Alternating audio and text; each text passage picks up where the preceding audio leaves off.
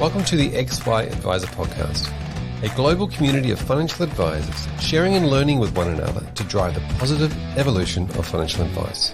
To get involved, go to xyadvisor.com or simply download the XY Advisor app.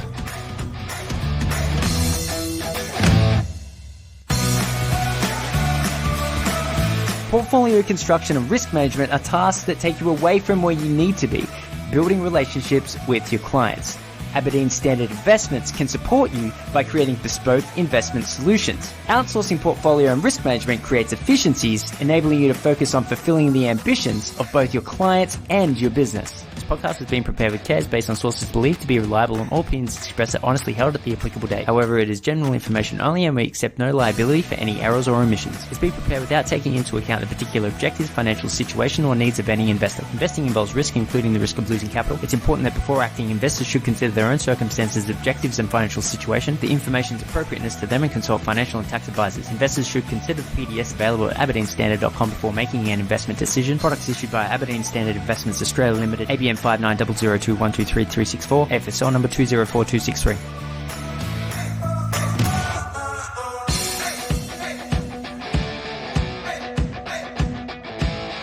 Welcome back to the XY Advisor Podcast. I'm your host, Fraser Jack, and today we are wrapping up the Scale Up series. This is episode 10 in what has been a really great series. I've really much enjoyed it, and I'm joined by Con and Jason from Aberdeen. Welcome, gentlemen. Good morning. Now, I thought I might give you guys... Fraser. Lovely to be here. Just give you a quick introduction to yourselves and let us know whereabouts you how you fit into the picture. You might go first, Con. Thanks, Fraser. Yeah, so Koromilas. I head up the wholesale sales business for Aberdeen Standard here in Sydney. I've been with Aberdeen for 13 years, but in industry for 26. So seen a lot of change over that period of time. And, you know, we distribute our investment capabilities into the wholesale advisor market and family office. And we also have transitioned the business to also look from an advisory perspective in terms of partner-like firms that we can talk about later in terms of helping them scale up and deliver better outcomes for their clients. Fantastic. So you're working directly with planners around the country? Correct, yeah. Excellent. And Jace, what about you? Where do you fit in? Hi, yeah, thank you. I'm Jason Nyilas. I head up the retirement and product strategy for Aberdeen Standard Investments. I've been there 2 years. I've been in the industry for 30 plus. And my role is really to bring retirement income solutions into the market in Australia.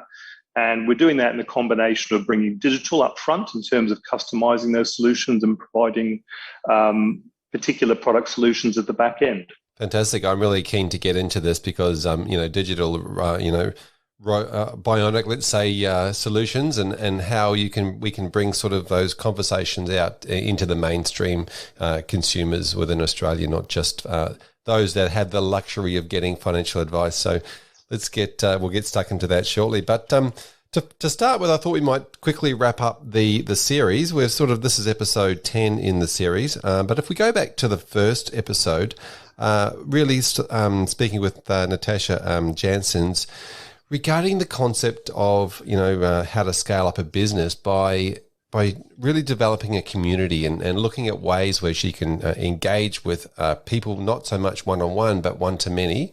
What were your thoughts around that one, Jace? This is a really good concept, Fraser. I think in our industry, one of the things that we get insecure of is too much information or not enough information, and having peer groups where you can discuss issues and your anxieties and your fears and what should you do next, and are you in a good zone or how do you get into a good zone? That's a really, really important thing. And I think whichever direction you go, whether it's through focus groups or using the media or blogs or whatever, I think this is a really powerful way of changing behavior in the industry for savings and financial outcomes. Yeah, it's interesting, isn't it? Just that support network of, people that have been there before, people that are sort of at the same pace as you and giving you that encouragement is great. There's a lot around the idea that you did around sort of values-based coaching. Con, what were your thoughts?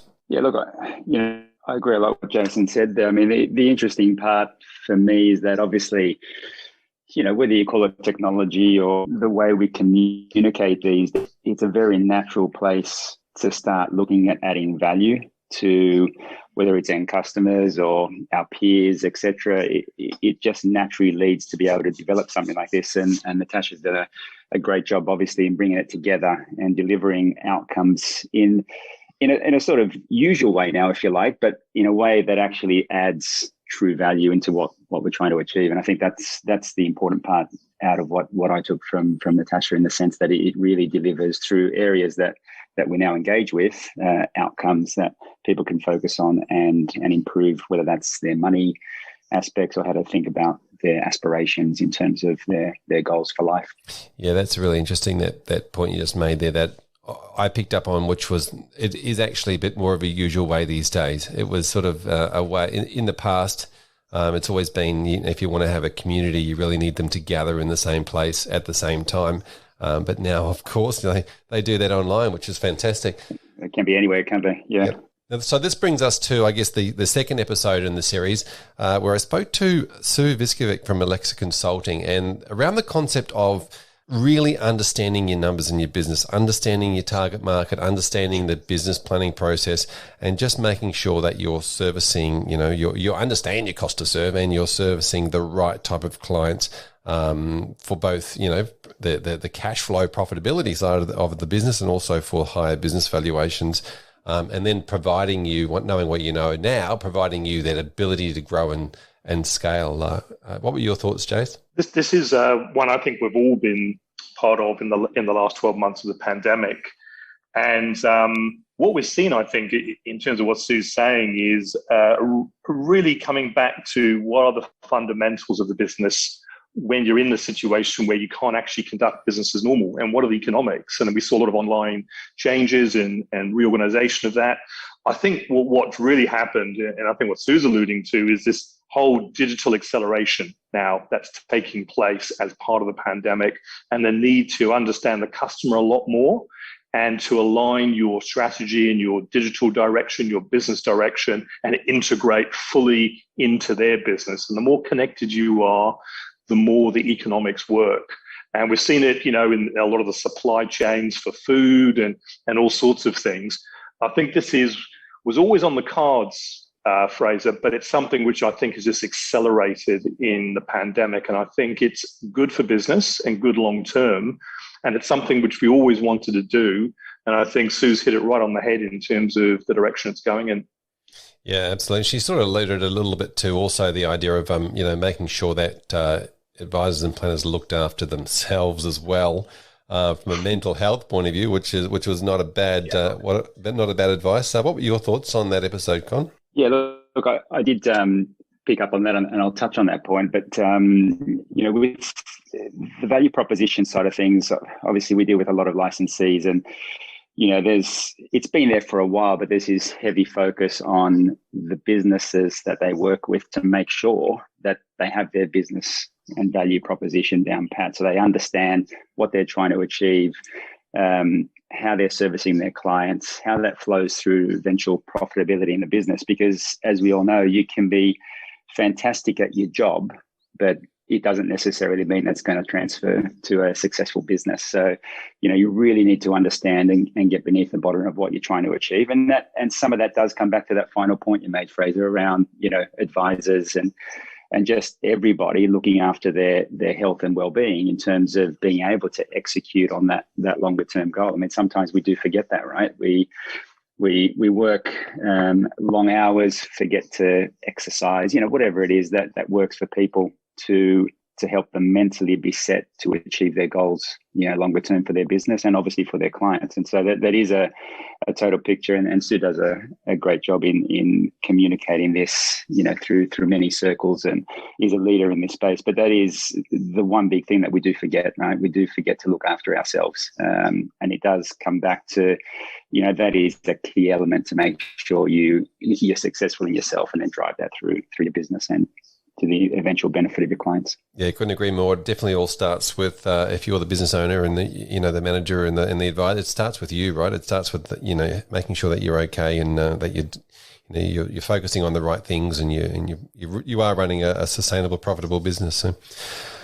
Brilliant. We let's kick into episode 3. We spoke with David Pettit from Picture Wealth, talking about technology, and obviously this is we all love talking about ways and and technology and about data and structures and understanding how the client experience is wrapped around this concept of how do we make our businesses more effective, more efficient by using technology, and also making sure that we improve the client experience along the way.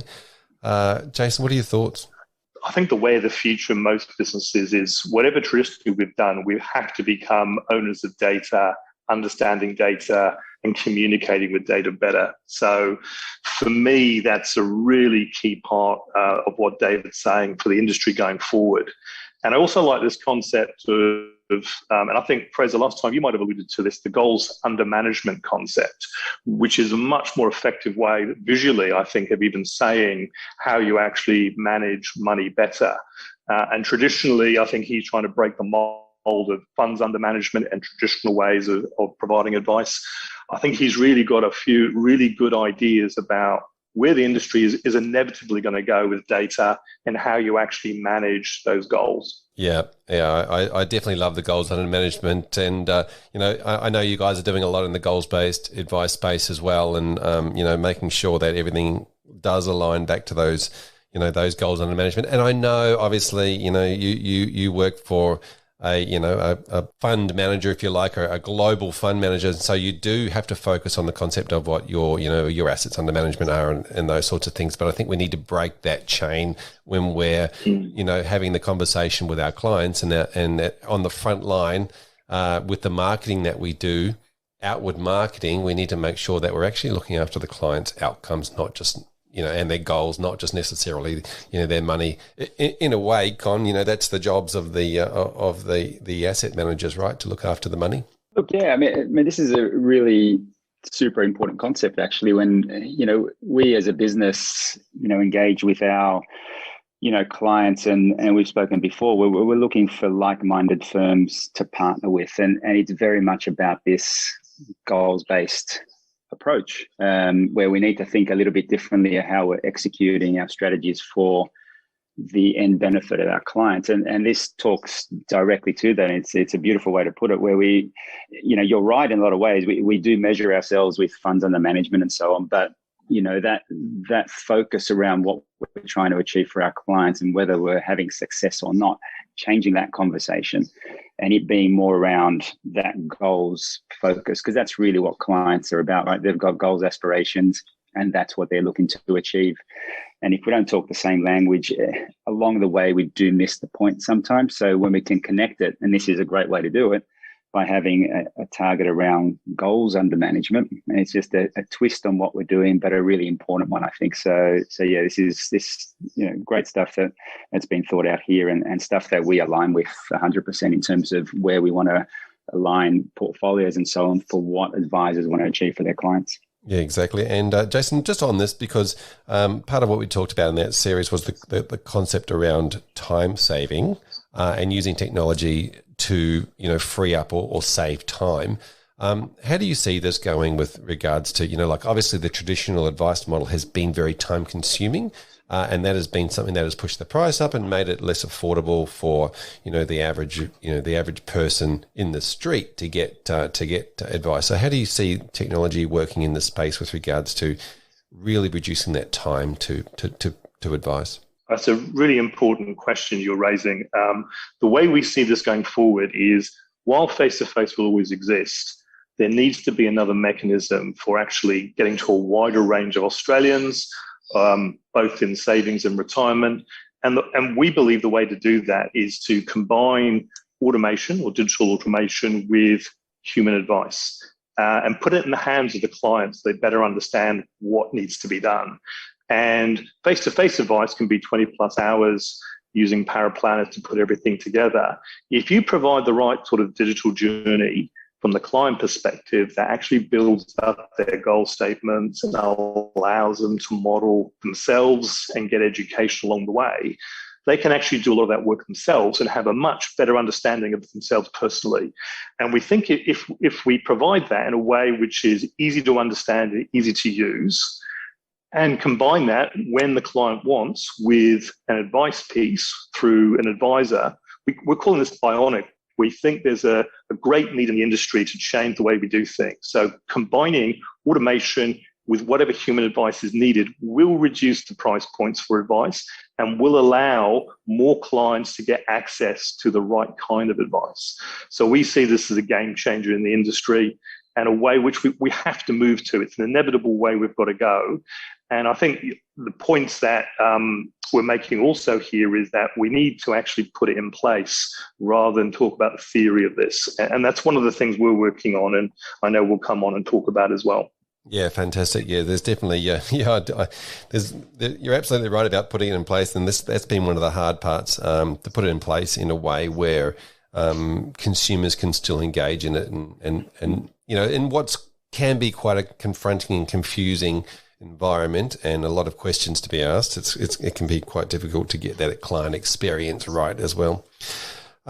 Now let's move on to episode 4. I spoke to Judith Beck, and we focused really on the idea or the concept around to scale your business effectively and efficiently. You sort of need to focus on getting the right people, or the people with the right attitudes, or that what we call that top 10% of behaviours. What were your thoughts, Con? Yeah, look, in terms of this particular space, it's when I think about this, I mean, we sometimes talk about thinking and acting like an owner, as employees of a firm, and to me that's quite important, because you do want people that have that mindset when they're working within you, so they're actually going on the journey properly. They're not just checking in and checking out.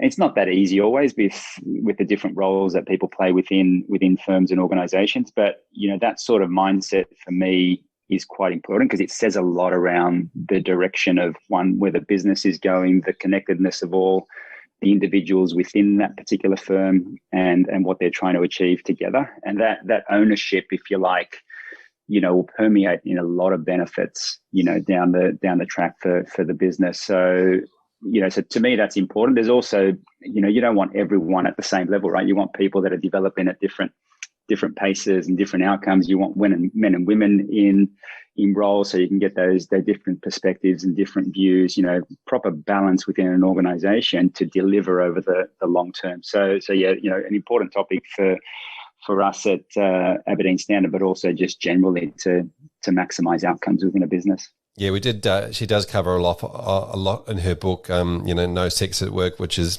been recently released. But that was obviously having the conversations around, how men and women do bring different things to the workforce, but also how a lot of the time, her book goes into a lot of the idea of how sometimes people self-sabotage themselves and, out of some of those roles. So that was a bit of an eye-opener for a lot of people, I think, as well, just making sure that as you said, it's important for organisations to understand that different people have different needs and how some of those organisations are going about it. What were your thoughts, Jason?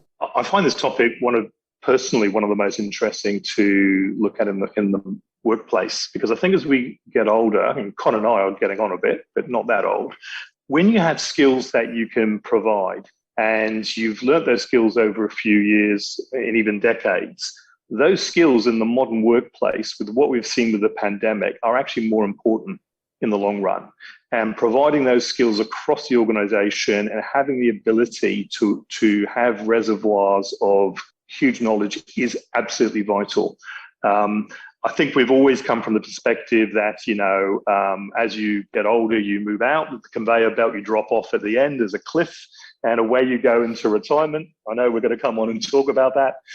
But I think we're going to reshape the way things are. We're going to live to much longer. And the older you get, perhaps the more valuable you can become if you know how to become valuable. And I think, as long as you understand technology and digital and your role, I think the whole idea of hierarchy within an organization and gender bias has to fade away. And we've got to get into an area where we're much more driven by having a network of subject matter experts and people who've been there before, who can really help and equalize, I think, the workforce and make it high performance by doing that. Yeah, you're absolutely right. And she certainly covers that with a lot of her passionate work that she's done over the years with financial executive women, or FEW, if you like, FEW, around that, that whole concept of that mentorship and understanding from people that have been through things before you, just how to get the most out of it. So, yeah, that was a really interesting episode. I enjoyed that. I had a great conversation with Judith around that concept of making sure you're getting the most out of the people that you do have with you, and if you are one of those people, then you getting the most out of your workplace, so that everyone can perform at a really high level. Definitely enjoyed that. Now the next episode in the series, episode 5, was with Paul Feeney. We got right back into and geeked out on the digital advice concept again, which we do, and I know Jason you enjoy. So I'll let you go first on this one. Thank you. Well, this brings together a few of the concepts we're talking about, I think. And Paul's an example of somebody who not just talked about it years before this became a hot topic, but actually did something. And I take my hat off to him in terms of the timing of what he did and how he went about it. And what he's actually done, which I really admire, is he's seen the issue in the market with high-cost advice and the lack of impartial advice, and he's created a really economic, level playing field through digital technology to be able to get the information you want and make it available to and scale up in terms of the large super funds or wherever at an individual level. And he's built on that concept, that really simple concept, and really built this into something which has incredible legs, is easy to understand, and is available to everybody. So I can't take my hat off to him enough. Yeah. Now I want to also touch on the concept that building technology platforms, and we sort of did it obviously in the episode, but it's not easy. There is a lot of different moving parts pulling you from one side to another. It all costs a lot of money, of course, to produce, and Paul sort of had to shake the can a few times, obviously, with regards to finding investors to keep putting money in, and it's an interesting one, isn't it, Jason, when it comes to building a software, because you can dig a really big hole and throw lots of money in it if you're not careful. That's exactly right. These are not overnight successes. So the idea might be really, really revolutionary and the timing is good, but it takes more than just a few years to get these things to a critical scale. And in Paul's case, he was talking about this years in advance and kept beating the traps through Stone and Chalk and others, and talking to the industry. And like other platforms in the market, I can think of things like Hub24, that is a great platform, but took years to actually mature. And these things are driven by people with a vision, people who don't give up, that believe in everything and move forward. And there's a lot of great ideas and people who started things out there that didn't make it. And Paul's an example of one of those who did. And you're absolutely right. The perseverance and the funding and ongoing belief on a day-to-day basis to get these things to happen is perhaps even more important in some ways than just the concept itself.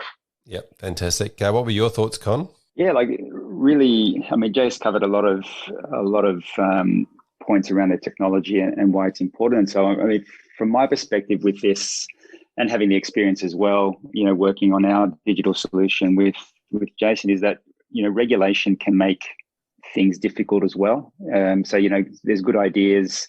They can solve a particular problem that's in our market, but there's rigidity around how you need to bring that to market. And there's a lot of compliance structure, and rightly so, but it can make it difficult for something that's mass scale to get out into the market and serve the outcome that it's designed to do. And I suspect over time why things take a little bit longer than normal as well is that there's a lot of navigating that side of the equation. So getting it right and having the perseverance, and all credit to Paul for doing that. It takes time. You go through ups and downs, and then you have hopefully something that can be taken to market. It can be robust and deliver the outcomes. And I do we've had a little bit of the theme going through some of these, but we had goals under management, and the measure for success here, in terms of Paul, was how many people they help. Quite honourable ways of looking at the outcomes that you want to achieve. A business that's not necessarily listed on a stock exchange that has to report to shareholders can actually have a slightly more purist endeavor in terms of what it wants to try and achieve. And these, over time, they develop and they scale up and potentially become very, very big businesses. But early on, the premise behind it is an honourable one. And this, again, has that same flavour in terms of what it's trying to achieve to get mass advice out to clients. Yeah, and you're absolutely right on with that on the concept of the regulation. But not just the regulation, is it? It's like the regulation was one thing because that's in black and white. It was fairly easy, I guess. Not easy, but it was like in black and white. But then the adoption of licensees and to then to be able to allow it or bring it in. How have you obviously that's been part of his struggle, not just creating the concept and getting off the ground, but also the concept of the adoption and speaking to planners. And in a way, we can be fairly stuck in our ways, can't we? Because of the compliance regime we've been through, we can be pretty stuck in our ways and not want to change too much too quickly. Yeah.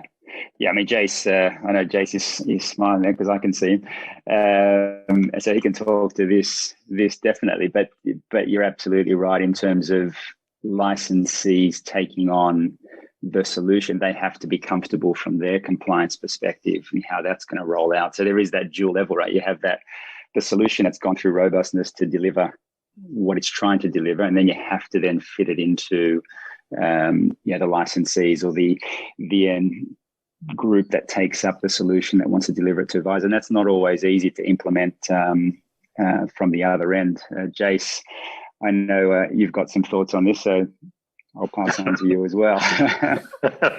Thanks, Con. I think Paul's journey is also mirrors somewhat ours as well. I've found that with the deployment of digital technology in the new way of doing things, regulation often in compliance doesn't actually help accelerate anything and can be very costly to be compliant. So traditionally where the compliance is written, it's still an expensive business to run with compliance. With digital technologies, there's an extra risk. It's a new dimension to the whole thing. And that's why very few people in the market have been successful with launching advice-based products into the market. And added to that, in terms of what both you, Con, and you, Craig, are talking about, is the fact that each advice group has a different nuance for what compliance looks like, what should be in the SOA, how to interact with the client. There's no standardization in the industry. So when you try and look to standardize these things, it can become very, very tricky to do so. And I think every single firm has its own take on what to do for compliance and has its own idiosyncrasies, which does mean we don't get consistency in the industry. Oh yeah, I think that's a fairly the consistent thing is that we're all inconsistent, I guess. Yes. Fantastic. Thanks for that, Jason. Now the next episode we spoke to Michael Laws, who is the National Manager of Business Coaching with the FINIA, looking after many of their FINIA advisors, and we really got deep into the concept of looking at business frameworks around making sure that the client experience was there, but that the actual business was set up in a way where the time management was well structured. There was focus on the right things. People or advisors spending not just time focus with clients, but also focusing on times working on the business, whether that be practical terms of the business or whether that be entrepreneurial blue sky thinking. Con, what were your thoughts on this episode? Yeah, a couple of things for me. Obviously, there's the bit that Michael talks about in terms of how clients find you, which is quite important in the sense that websites and how it looks and how it feels and the language that's used and the images that are used are quite important. For a client that's coming in a sense from out of the blue and searching for advice, lands on web pages and looks for stuff. So that's important. And then the ongoing relationship for me is a big one, because when you think about advisors and their clients, they're going to be clients for life, hopefully. So it's a long journey. You want to build over time with that relationship that you have with clients, and the focus there to try and make sure that you build out a robust structure there so that, clients feel, a little bit corny, I'm going to say, but, part of the family in some ways, that real, touch that advisors can have in building out and getting outcomes for clients, right? We hear a lot of good stories with, long-term relationships where advisors have truly helped their clients. The news always focuses on that story that's not, has not worked out as well as we all would have liked. But, almost all scenarios are where advisors have truly helped their clients achieve their outcomes. And, that comes down to relationship and understanding what drives your clients and having, connectedness in trying to achieve that together. So to me, they're sort of two key important points. Yeah, absolutely. One at the beginning and one at the end. Yeah. Yeah. And just the ongoing relationship is huge, and I think we're in a relationship business, and we need to understand if you're going to be providing ongoing financial advice that we need to, and that's probably one of the things that consumers don't necessarily understand when they walk in. We sort of need to qualify whether are you after a transaction or are you after a long-term a relationship where someone's going to have your back all the way through to reach your goals. So I think that's sort of one of the qualifying questions that we need to do maybe more in the pre-advice part that you mentioned, of just quantifying and qualifying what those things look like for consumers to be able to make that decision very early on. And also on this, the pre-advice piece, because I'll get you to comment on this one, Jace, is a lot of it's online. We're now developing relationships online, especially after the last 12 months where we've sort of had to communicate that way. And, I sort of think that relationships develop slower online because you're not in that proximity where you're, physically shaking somebody's hand or sitting quite close to them across a small table or whatever it might be. And when you're in that proximity with somebody, you tend to develop a relationship a little bit faster. That trust becomes a bit faster. But online, it still happens. It just takes more time. So from a, using technology piece, Jason, getting that stuff right at the beginning to make sure that you're providing some sort of consistent and regular, helpful process around so that they're getting something from you to develop trust in the relationship. What are your thoughts on this? This is something that we have looked at as well, and we are building a solution for, because this is fundamental to acquiring new clients now in the new world. And what we're finding is that it's easy once people are in the digital funnel, if I can call it that. But it's how you initially engage with them to get them in the funnel. What is the secret sauce that does that? And this is where I think the new, if you like, battleground is for new clients to get ongoing relationships. It's all about. And what we've focused on in this regard is really the whole behavioral aspects of how we get a particular prospective client to actually think about engaging, to understand what they're going to be talking about and simplify the whole thing up front. Very often, I think clients don't understand advice. They've never had it. They don't know what it's about. And I think you made the point, do they want a relationship, a transaction? And they probably don't know, because this is a big kind of black hole. So we've worked on what is that engagement secret sauce to get people in. A lot of people, once you know them, have great ways of having relationships and building rapport. That's what the industry is about. It's that initial thing. And I think technology then is the next generation of how you deal with volume-based scaling up type of approaches. But no one's really cracked the engagement piece yet, I think, in terms of actually what does that mean to do.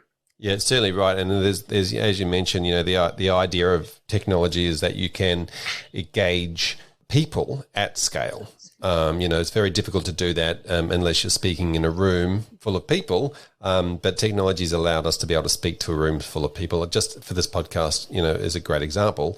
We're speaking to a lot of people who are consuming this content in their own time, in their own place, not necessarily brought together in the room at the one time. But, these are the sort of things that technology can allow us to do over a longer period of time.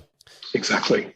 That probably brings us to one of the most important concepts around, around what we talked about in this series of Scale Up. And this is in episode 7 where I spoke to Michael Back. Michael Back, of course, coached to many financial planners, runs a business called Human to Human. But we really honed in on the concept of implementing and putting things in place because, Jason, Colin, we've all seen great ideas. We've all seen people talk about great things and think that'd be amazing, that'd be incredible. But the proof's in the pudding, right? It's if you actually implement them, then they're likely to work. It's a bit like, I suppose, when financial planners give their clients financial advice. If it's not implemented, then there was actually it didn't help anybody. So we really focused in on the concept of being able to find something that's going to provide scale to your business, but then actually putting it in place. What were your thoughts, Con?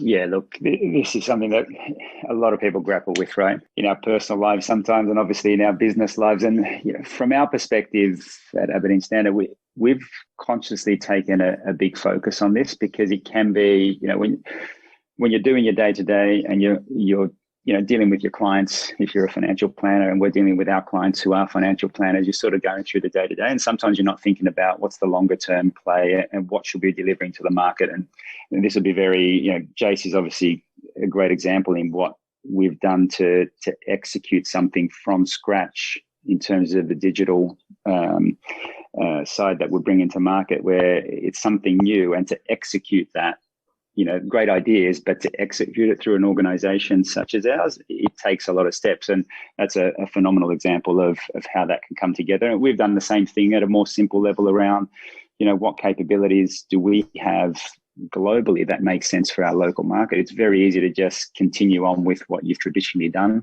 in your local market and not think about, how can we further assist advisors and asset consultants and asset allocators to deliver better outcomes from an investment portfolio perspective.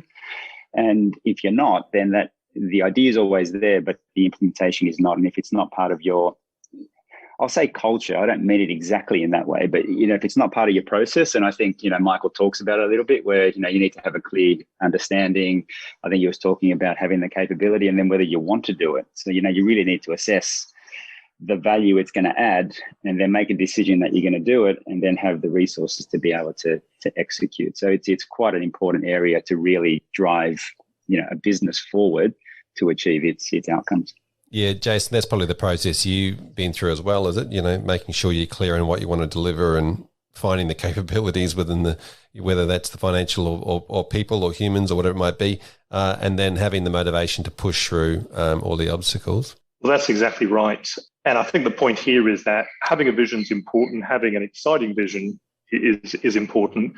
But knowing how to provide regular, practical implementations of what that is, being agile in a sense, changing the way you work internally to achieve that.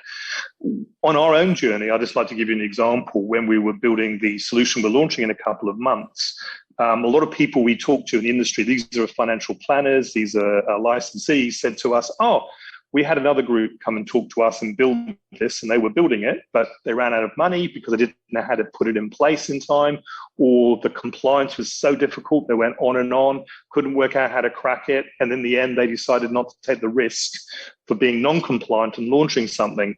So I think there's a trade-off here between having a great vision and being practical about what it is you're trying to achieve.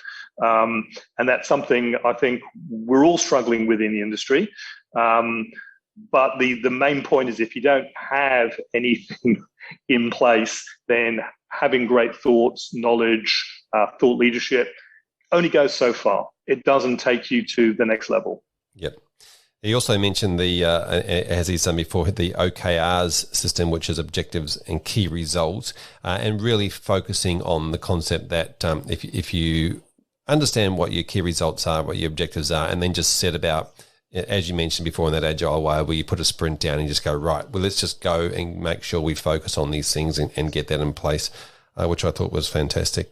So this brings us to the episode 8 in the Scale Up series, where I spoke to James Wortley, who's really doing something different with his thinking in the client experience space. He's adopting technology, not technology that's not available to every single one of us. In fact, technology that is almost free, if not slightly paid, for us all to use in that video and video recording software, to use a new level of thinking and saying, well, how can we look after our clients in a way where we provide them an experience that is much better, but we're also using technology. So he's created the video statement of advice, which frees up a heck of a lot of time from their business and time and effort, as well as providing a better client experience. So it's really just taking technologies that are available to us all and just creating this new process around the video statement of advice, which his clients are loving, which is very interesting. And I think a lot of people will start adopting in the future. What were your thoughts, Con? I love this stuff. To me, it's sort of just really taking, the summary that might be on paper of the statement of advice, because obviously the statement of advice can go over many pages, and as much as clients need to read that, it's questionable that a client would spend the time. They'll focus on the summary and understand what's been put in place, and this just brings it to life, right? To give you an example, we do the same thing with our clients where we engage on an advisory perspective. We do video recordings of what we would normally present in the investment committee meeting of how the portfolios perform, what the review is, the outlook, etc. And you do that in a short 8 to 12 minute video. And this is, in bite sizes that they can use with their clients as well. So it's not just for the advisor, it's delivered in a way that can push down through to clients so they can get a perspective of what's going on. So this is great stuff in the sense that, it just simplifies things for the client. It engages them a lot more. It gets them wedded, I think, one, to what's being delivered, and also to that advice practice, because it's being made as simple as possible for them to understand what's being put in place. And then from an ongoing perspective, I'm not sure what the ongoing perspective is, but I suspect they may do something similar, in terms of messaging to their clients what's transpired, etc. They may end up adopting an approach on an ongoing basis. But this is super powerful stuff for advisors in terms of, changing their business in a very simple way. I think you mentioned it's not new technology in any way. It's just using things that are at our hands to just deliver a better experience. So that's, perfect stuff from James. Yeah. Yeah. I really felt that this is something that can be easily adopted. It's not a great outlay in cost. You need to make sure you've got a camera that can capture your image clearly, and you need to make sure that you've got a microphone where people can hear you properly. But that's not a great outlay. And Con, as you mentioned, just the concept of creating short videos from an investment management point of view and sending that out to advisors for them to be able to use, but understand what's going on from an investment point of view, but then also relate it to the clients. How good is that for scale? Like you record that once and you send the same video out. Yeah, exactly right. It is the most efficient way where we can deliver an outcome to an advisor where they can push it out as far as they want. So, one of the groups that we deal with puts it on their website, provides a link to all their clients to gain access to that particular update. So that exactly right. It basically permeates through everybody, and they can consume it, as we've been speaking earlier, at their own time and when they, feel most at hand to go over a video such as that, when they've got a bit of free time, not at a time that has been set where we want to get them in a room and deliver that particular update. It's consumed on their time. So yeah, absolutely. It's brilliant stuff. Yeah. And Jason, you've worked with a lot of licensees around, structuring what should be in a statement of advice and how technology can play a part. And obviously, a lot of licensees are still in the space where it's got to be written, I guess you could say. But, what are your thoughts on technology and the SOA? I think this is great. What I particularly like is you pointed out, it's not new technology, but it's the experience of using this technology in this way. And to get a parallel, we do this in the UK. We do have some of our clients that we do videos for, but they are slightly different. I'll just explain what we've done. We've use animation in ours. So instead of actually having a video recording of someone talking to you, the example we give is someone's on a bicycle and they're sort of going along this path, and the voiceover is explaining what you've said on your client digital journey, what you've put in, what you want, what your goal aspirations are. And then it collects various people along the way and things. And it ends up, as it's talking to you, with the finishing line there. And the bicycle, depending on what you put in, either falls short of the finishing line or meets it. So it actually says to you, given what you've told us today, you're not quite there. So if you do the following things, we think you could get there. And likewise, if you've done all the right things, we think you've done the right things. And maybe there's some other things to look at as well. So it really not only gets volume out, but it also gives incredible personalization in a succinct, short way. Yeah. Now I have this, as you say that, I have this vision of, the future where a lot of these animations are done in very short form, but are dynamic enough to form part of the journey. So the journey actually is co-created by the client as they're putting the information in, co-creates the journey, and the video is smart enough to dynamically change the outcome of the video depending on what it might be. So I can just, I have this vision that in the future that could be how statements of advice are provided to clients, which would amazingly bring, the price down. The whole idea of, charging thousands of dollars for an SOA fee could be out the window. Yeah. Fantastic. And a lot more exciting too. Yeah, exactly right. And probably more engaging, I would everybody. say. Yeah, absolutely. Which brings us to the episode 9 in the Scale Up series, where we really focus. I spoke to Hayley Knight, who runs a outsourced power planning business. But the main concept around this episode was the idea of, outsourcing and finding the right people in that space of outsourcing. Con, I might let you take this one because you're sort of working with a lot of advisors at the moment around, an outsourcing solution. Yeah. So look, I think when I sort of think through Hayley's podcast, I think one of the things that comes out is, I like the concept that she talks about the first impressions, because I'm one that, you don't always necessarily get it right, but first impressions are a pretty good indicator of potentially whether you're going to get on with someone or whether you see eye to eye, etc. There can be certain signposts in those early interactions. So I think the focus there is quite important. But, in terms of when you're looking at outsourcing certain parts of your business, I think, understanding, so getting that first impression, but then understanding what you're trying to achieve and whether you can gel with that person to generate the outcome. So, we've spoken before around what we do with partners that we want to work with. We're not open for everybody. We're trying to deal with people that we have similar ideas in what we want to try and achieve.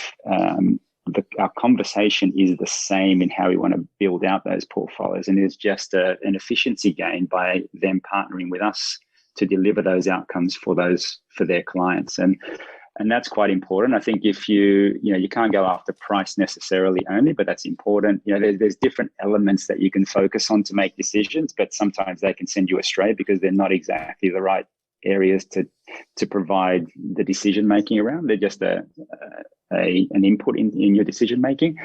So I think the key drivers for me are that initial gelling of you as individuals, and then also that you do see eye to eye in terms of what you're trying to achieve, and then from there I think you do get the benefits of the partner that you choose, and then you don't have a bad experience as you flow through that, because you have alignment in what you're trying to achieve.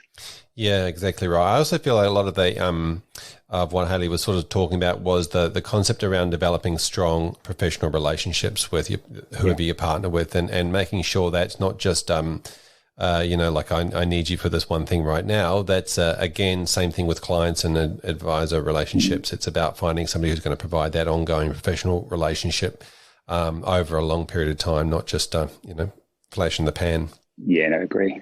What were your thoughts, Jason? I think Con's really covered all the major points. I've really got nothing to add to this. So good job, Con. Well done, Con. Good on you. Thanks, Jace.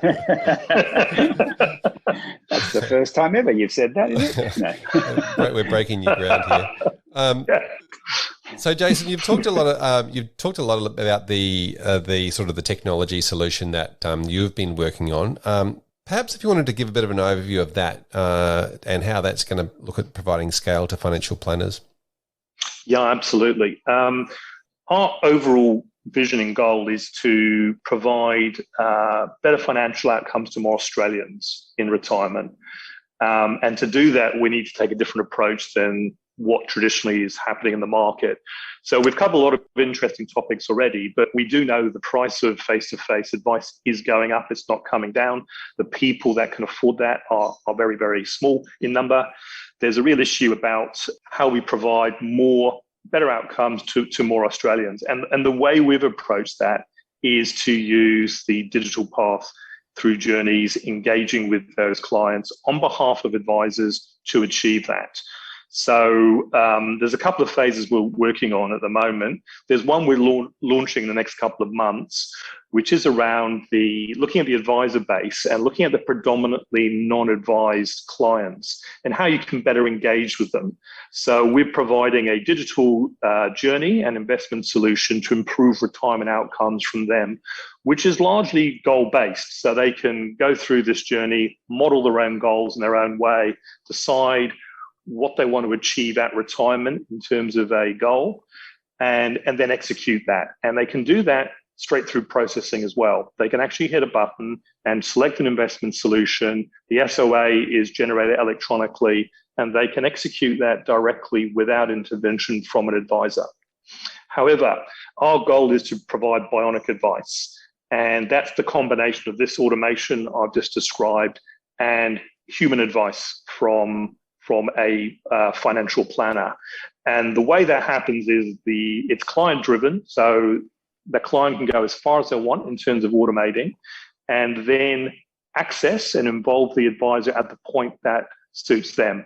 And what that means is we believe it's going to change the price points in the market for obtaining advice and making advice more accessible to a lot more Australians. So instead of the high prices of face-to-face, by cutting down time from 20 plus hours, we think in some cases this can go down to 2 or 3 hours max, and therefore the price of advice would dramatically come down as well.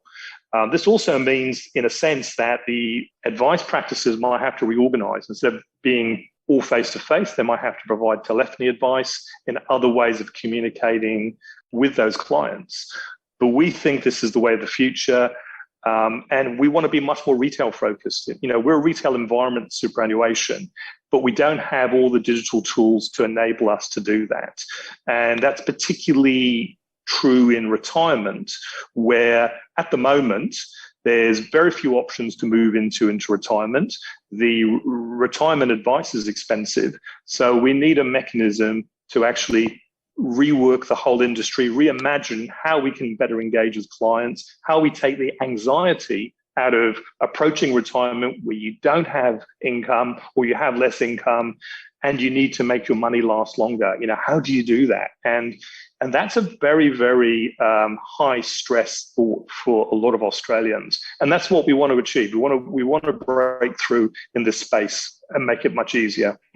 Yeah, exactly. So thank you. So there's obviously a lot to this jigsaw puzzle. Obviously, in the overarching, providing advice at scale for planners to be able to offer that high touch service where they might be spending a lot of time in building and developing that long-term relationship, but they're actually in the back end, they could be using the technology in a way where they're reducing a lot of their time on the technical aspects of it, where the system actually creates the technical aspects and they're just delivering the relationship piece.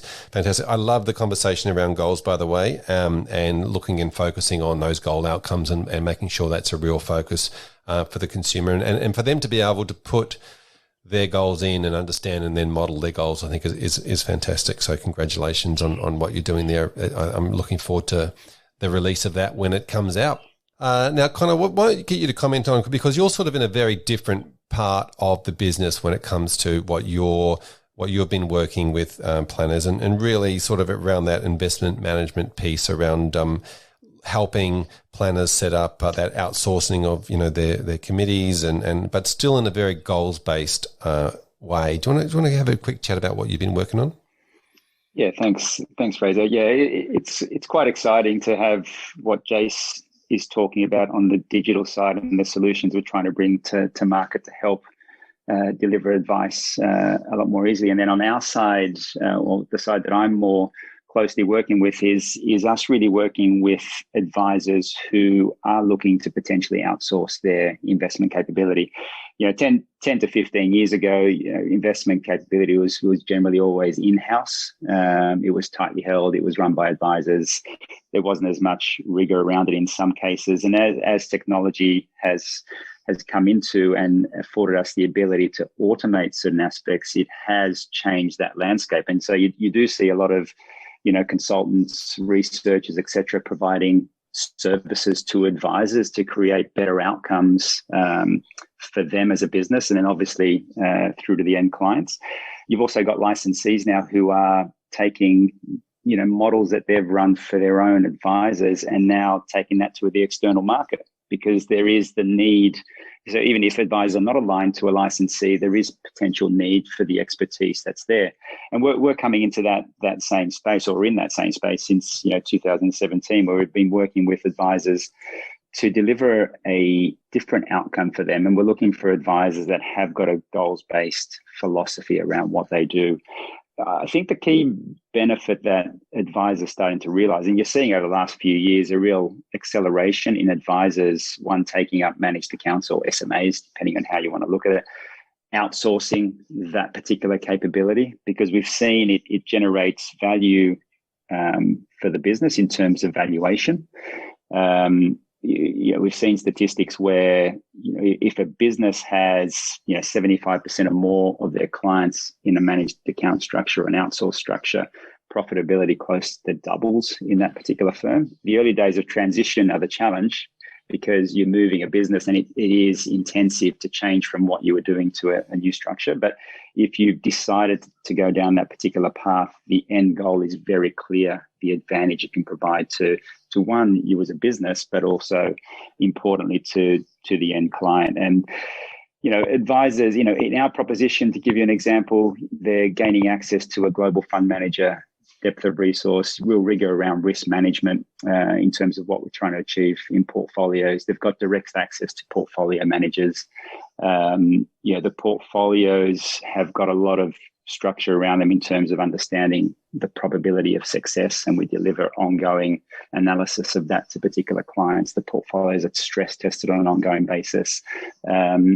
And for us, we partner with, when I talk about partnering with advice firms, we build out those models together with them. We launch on the platform that they're comfortable with.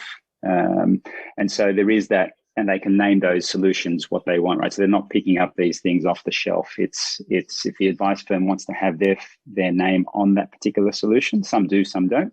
We provide that flexibility for us to do that. But the starting premise for us is obviously firms that want to outsource, because they're starting to understand, one, that clients don't necessarily value where the time is being spent by advisors. So, advisors will spend most of their time in the risk profiling, the working out the portfolios, how that needs to look, managing it on an ongoing basis. But the client doesn't actually care about that really. When you look at, again, surveys that have been done, they're worried about, how am I tracking? Am I going to meet my goals? What do I need to do to get there? It's not about the portfolio. And we as an investment industry is always focused on that. And that's where advisors, in many cases, they felt they added the most value. But it's the area that clients value the least. It's really the coaching and the journey. And so advisors that understand that outsourcing today is a much easier thing to go down, and also adds potentially so much value. And then from our perspective, if they're thinking more down that goals-based approach, so truly trying to understand what the client wants and how to deliver that, then, we're looking to partner with them. And we've got, solutions across a number of advice firms that we partner directly with to deliver, better outcomes for clients. Wonderful. Thank you, Con, for setting that up. So certainly covers a lot of the themes we've covered in this series around the idea of understanding what your business model is, what you want to do, then going ahead and finding the right professional relationships and outsourcing solutions to do that, and then of course the implementation of that, which is putting it in place and going through the steps so that you have that ongoing and long-term relationship. So Gentlemen, thank you so much for today, coming on and wrapping up this series. It's been great, and I really appreciate your comments. Obviously bringing different ideas and perspectives to it all. So I really appreciate it. If somebody wants to continue the conversation or find out more about what you're doing, what's the best way for them to do that? So from my perspective, they can reach out to us at Aberdeen Standard. So the easiest way, if they haven't got our contact details, is to just jump on the website and the Contact Us page. Otherwise, we do have a lot of relationships in the market. So just reach out to your contact or come to me directly, and more than happy to help. Excellent. And Jason, we look forward to looking out for when some of the products that you've been developing finally come to fruition and become available for financial advisors to start using. Thanks, Fraser. And I'm happy to come back and show you what it looks like when it's launched, if you like. Fantastic. Thank you, gentlemen. Really appreciate your time. Thanks, Fraser. Appreciate it. Well, there you have it. Another episode of the XY Advisor podcast as we wrap up the Scale Up series. And I'm joined by Em. G'day, Em. Hey, Fraser. Happy Thursday. Yeah, interesting, isn't it? Like it's coming towards the end of the week, end of the series, and almost time for Easter. But look, let's get into the shout out. All right, let's round out this series with a great shout out to XY legend and advisor Dylan Martin. He sparked a discussion on the platform which has taken off. It's by far been the most popular conversation this week, and it centers around solving the problem or cracking the code on how to deliver holistic advice to younger clients or millennials without them being turned off by the cost of traditional advice. So plenty of advisors have been jumping in, giving Dylan some of their ideas or the way they're doing it in their business. Others were jumping in to agree and say, hey, we are still trying to figure this out in our business as well. And I think this is really a problem that we need to solve as an industry, trying to work out how we can get to that middle ground to be able to deliver great advice to those, especially those accumulators, those people who are at the start of their journey, even with the ever increasing costs to deliver that advice. So thank you for starting that conversation, Dylan. I hope you got plenty of gold nuggets out of it, and I hope everyone else did too, and keen to continue and see where it goes from here. Yeah, what a great conversation, and certainly something that the industry is looking at the moment, the affordability of financial advice. So great work, Dylan. What a legend.